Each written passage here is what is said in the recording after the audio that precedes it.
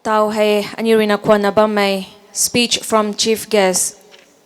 Professor Mexilung Kamson, former Union Minister of State for Home Affairs, Government of India, former President Zeliangrong Naga Union, Kakaurina Niu, Gai may latsa zu taking tao sam lopani.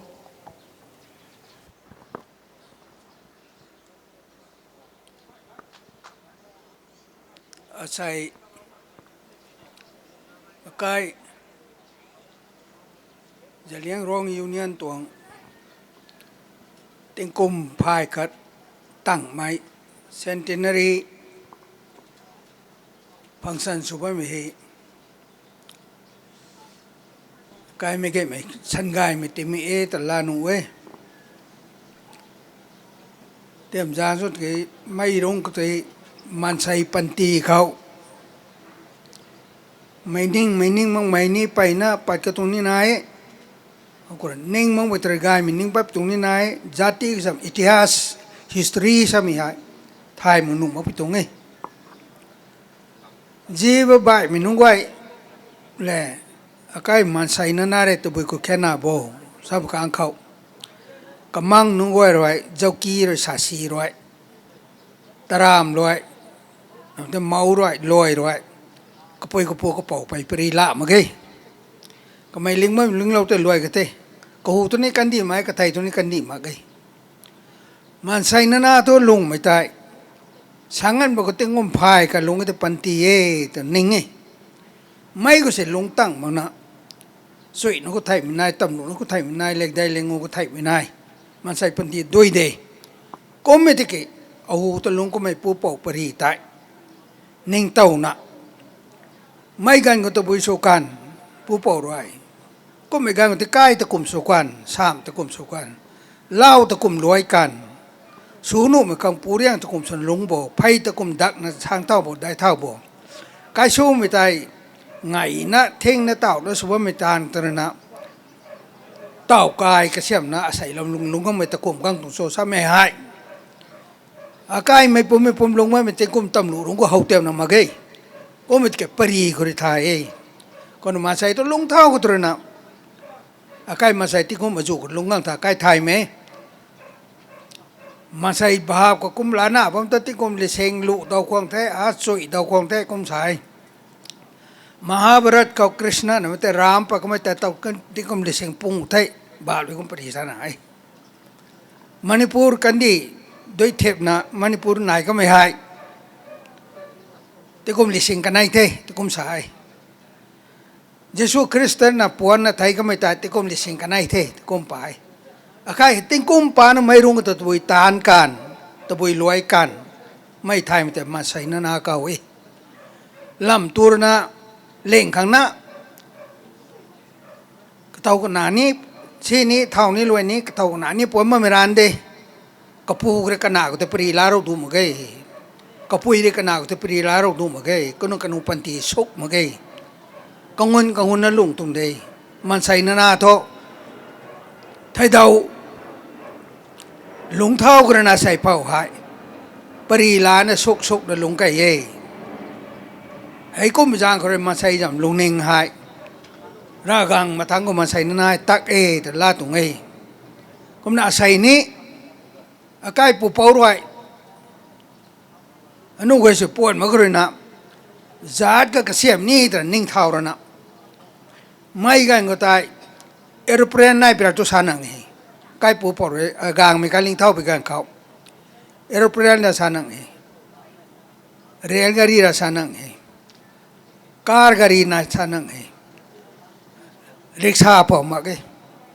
ริกชาเผาชานังไซเคิลมาเกกลางมีลิงเท่าไปกันเขาตายเมื่อเราคงก็ขอร้องแค่สามตัวตาวลงชาวบ้านมันก็ตายกลางขันไก่ไซเคิลไหนกุมแต่นะกลางขันนั่นแหละเว้ยนักการใช้กันกุศลนั่นไม่แต่กางขันลานนี่จ้าเว้ยอากางมีลิงเท่าไปกางเขาอาการลำลงแต่มากุมมตุประเลสาวไม่ฮะไม่ยามนั่นไม่แต่โลอารมณ์นี่นะไอ้เงี้ยใช้ให้อยู่แต่หัวตัวปีวารีอมรมนั่นสารมบันนี่อาตุมาทำสร้างนั่นโลรอยมาสิวารีสาบนั่นนุ่มจุปสาบนั่นรวยก็ต้องนั่นเตะอาตุมาเสียบัตรสหิจ้ามาหลักว่าตันจ้าสิดาเขาคิดว่าวารีขัดตุสาดรบียาเดห์นั่นสาจบันนี่ सुमाइना तौद्रा Imphal लेबा तंपाक लेबा इम्फाल शहर की वा नते असोम चत्रगा बिशेनपुर मोइरांग फावबा सोम दारगा नोंमाइजिक चिंगखों फावबा अवांग दारगा सेंगमाइ फावबा असो मखारोम दा सि मयाम पुनमसे कोई housing अदुन ले अतै लोन मिक्स अप तोइ हाइरिबा रूप सिंग असे 1925 तगी अकोइ पुन्ना फमसी अकोइ जाति की वा करी हाइसिगे हाइदा खन्नै एजेंडा का लेबन नते से लेबन नते नोटिस इबन नते सिन हारगा पाउ थाबनी दो मीटिंग की पाउ थाबसे था मखाइ मे न संगी मेजोर कुंदगी ककुलोंदगी कैसामतोंदगी स्वाइदा टाउन दा लेबा कंबुसना मीटिंग कौगेना हारकपदा नुपा मसुम थाखिबदा माना चक्कदबजे खुंगंग नंबोल एरिया की खुंगंग कुन कुंथ्रा लेबसिदा मान लोइ चटप ngam नते मी मन खुदम नि नोमदा चली मादु माना थादोपसे अराइबा थबक नते दुमाइन तौरगा कौरगा फमकिबा मीटिंग नि आइदंग साइ पंजकरे अनु हौजिकति चथरिबसिना मतोंगि दो यावो मतों हौजिकति जलेंग यूनियन नाइदना सेमे अदु वारी सुदुम ले अदुना हौजिकति अनौब जुगकी संसार से अखोइ नक्सले इलेक्शन तौरे इंडिया से independence फंगले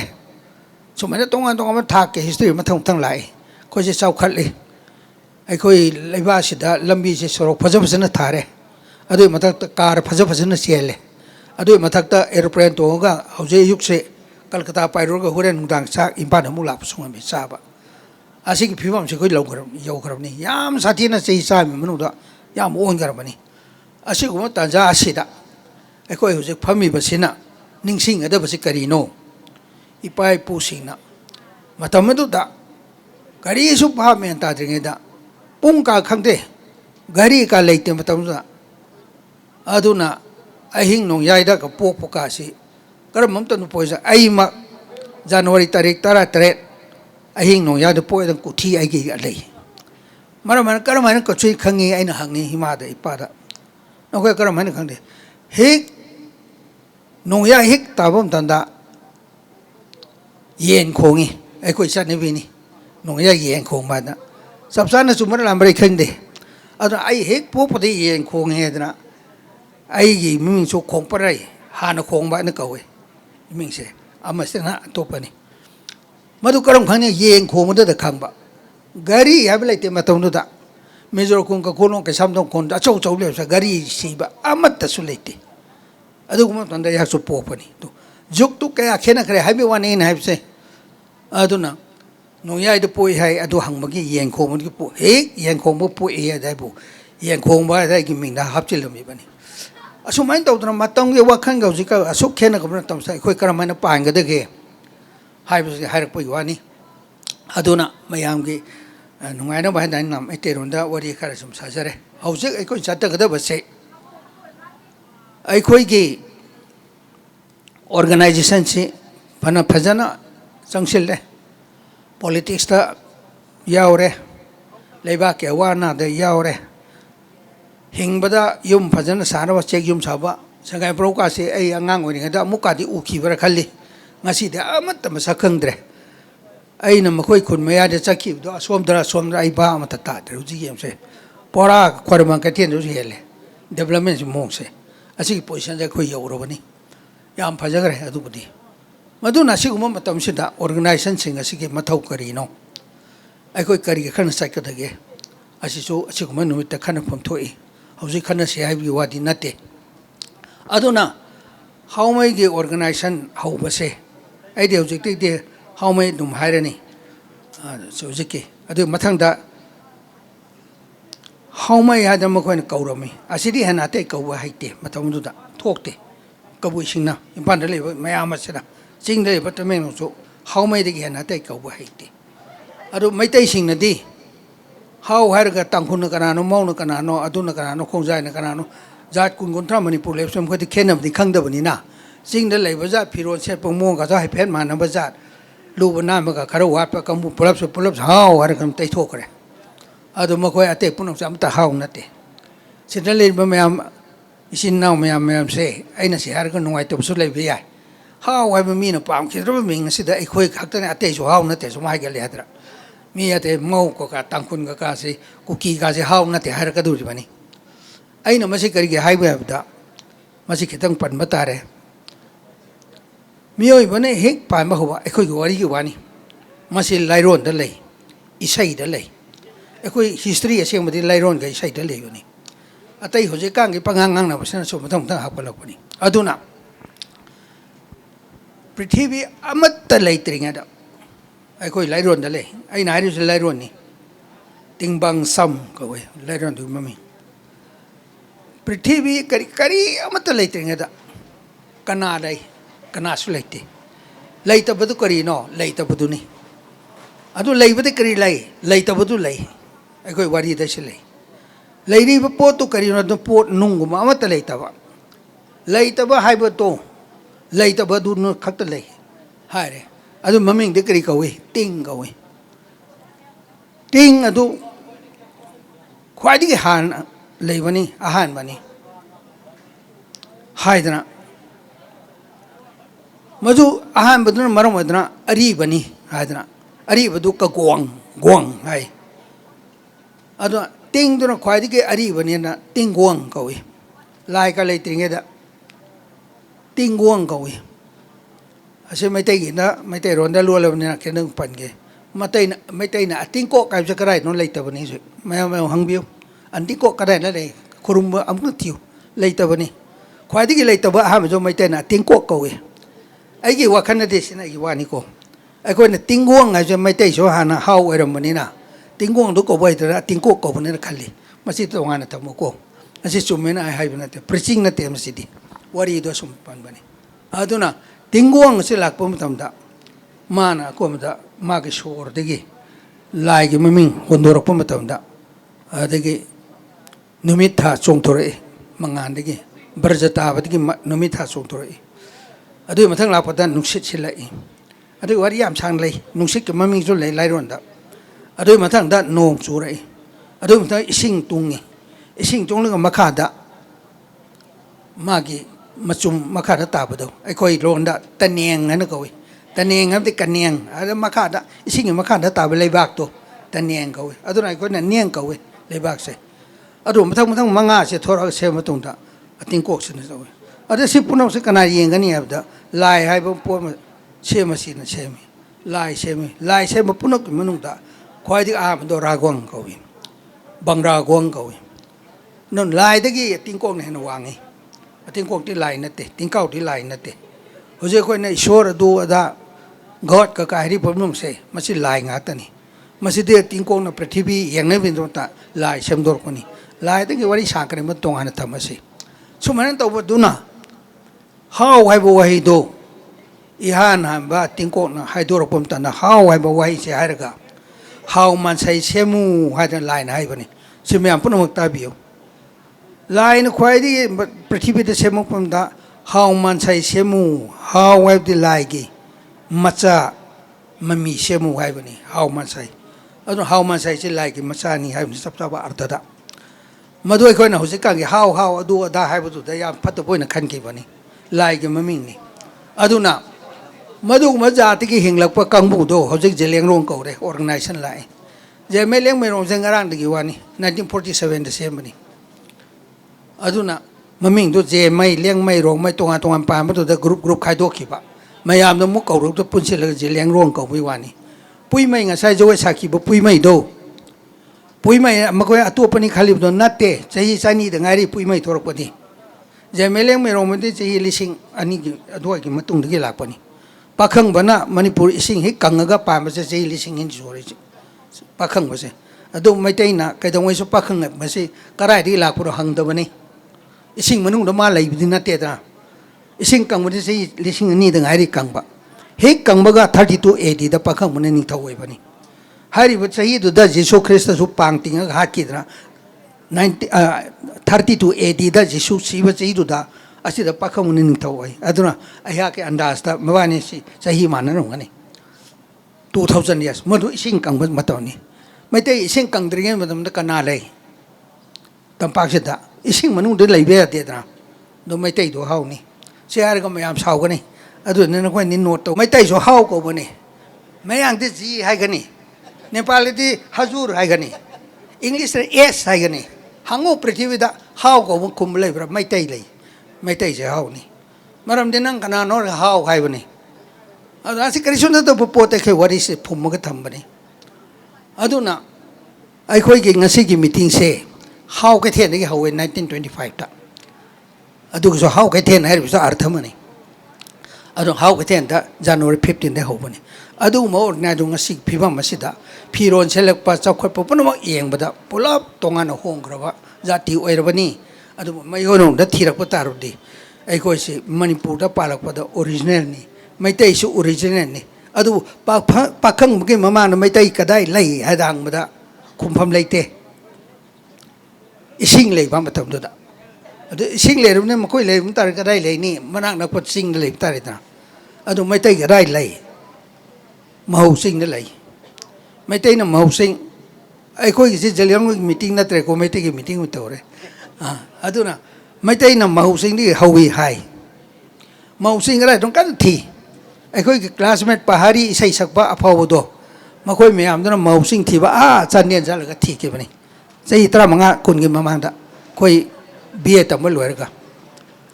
Mousing the right later. My take so had even mousing a hoe. Mousing the Kashunate. Jose Coin mousing had even say, it's a mousing. Madu de get quite pa like a torpany, like couldn't get torpany. My take so to the toy. I don't worry to Manakivani. So mine don't know. I go is at the Hork Tirapomatamda. I go to get Mahosing the Torpany. May take a Puya de Soleil. Mio was say, may take a Puya any evening. Mahosing the Sandang na Masina, no in Toga, me Torai. Madu may take a Pandit Mam. Was that cares under Gumamoquena? Masikarai, the word wouldn't quite tea me. Was that cares under the Masiki Puya later me? I direct party. Copy or report I buy.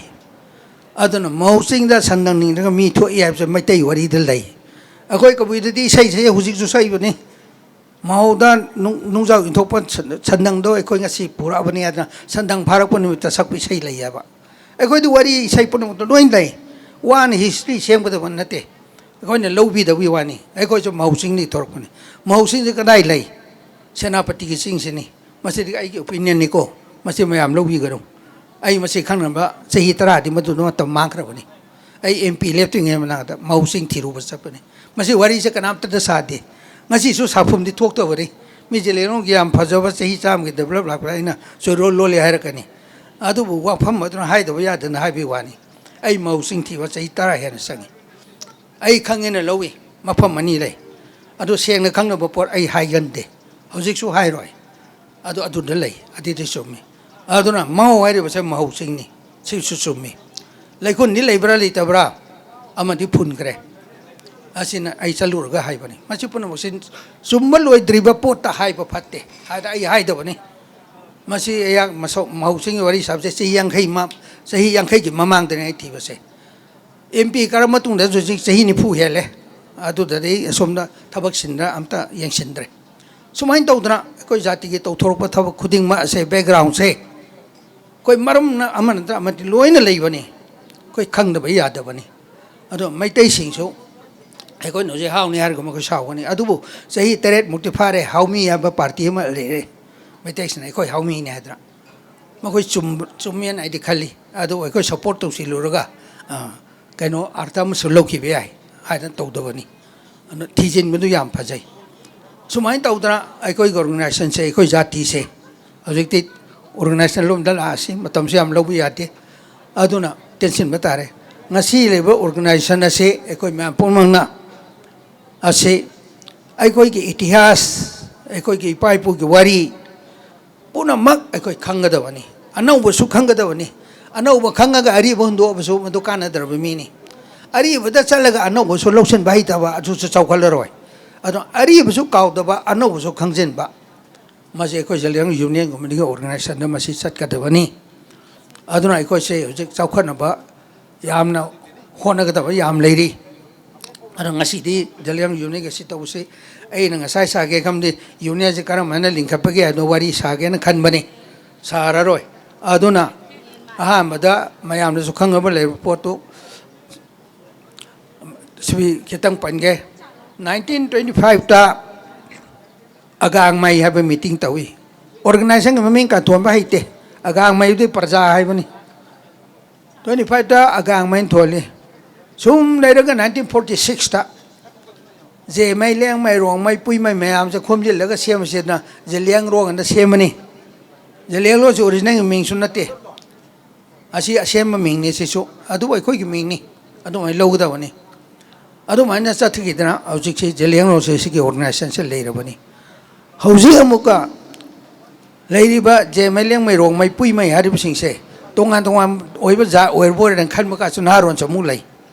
masu pun ma matan nate unity le gada bani chawkhan bhona gada bani organization phajana semgana bhona gada bani ipai pi wari kauroi da bani sumain ta udana han singsan yamna tawrabani masi organization linkhana bhona pada je mai leng mai rong mai maram thangan pui mai mayam ase khunma ga thaina di lan japan lang ga madugi mamang ni aswai gi nate madu mi se khunma go kan hat nei amaga hat nei kari maram hali lau gi maram da hat na bara mi gi lam khai da sang ga yum sana u ya le hai bara wa ya le hai bara nate mi gi area da sang ga saji ka pi hai bigera khunma anak pu khun sai ta khat na atha pada khana dem ta khun manga tara hundo ga to pada amata khana de anak pada aduna zat maseng ha ta khana bani swa da le bana hojik da na ku ki ga lan ta na asika le te tai na khun anak pado adu da saji mi gi maram da ma ge ta lak pa saji so chang kre adu ha lu re ai ge ram na nang ai khoi saji kari ha le adu da mam ta tum sahi kuntra ni pu lan to adu nu pi se khun ma da di chubi for example khun ma lai bolong ko ma khoi lai ai khoi ge honorable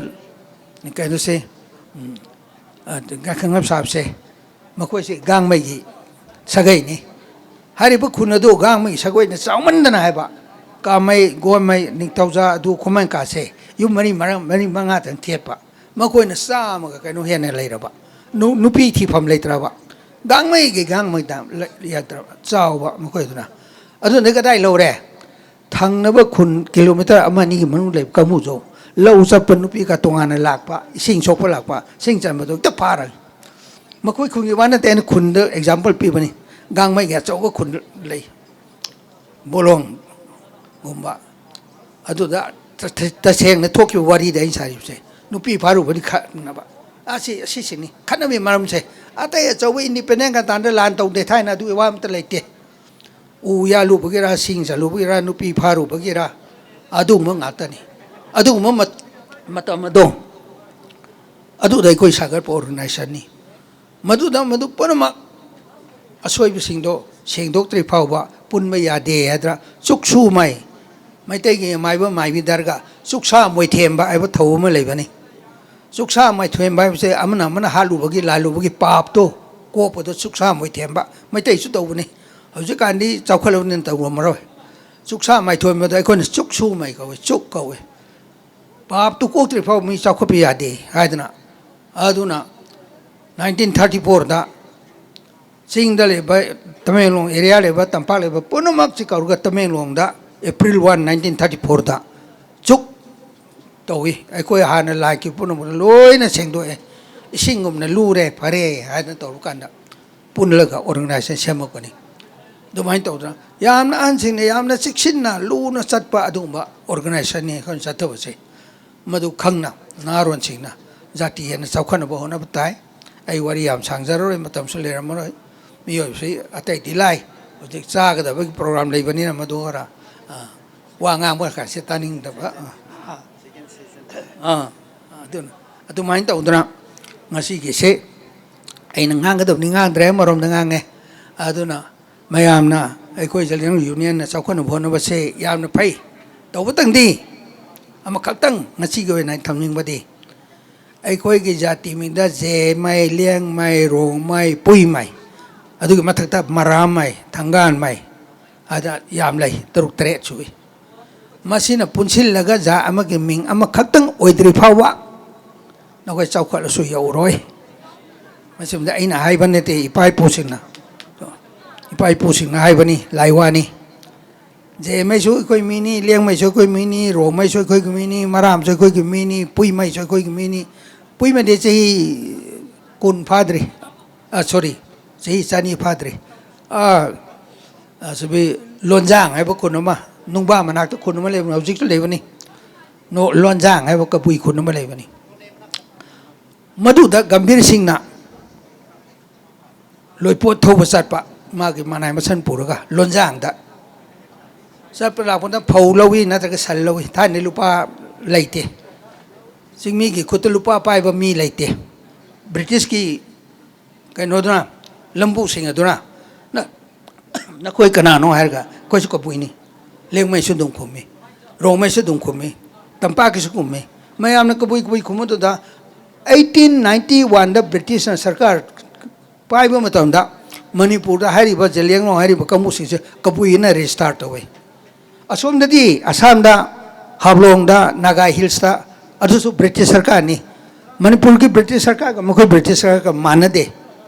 तोान तोानी British की मखोई सर्वे तब हाबलोंग लेब जेमे सिंदो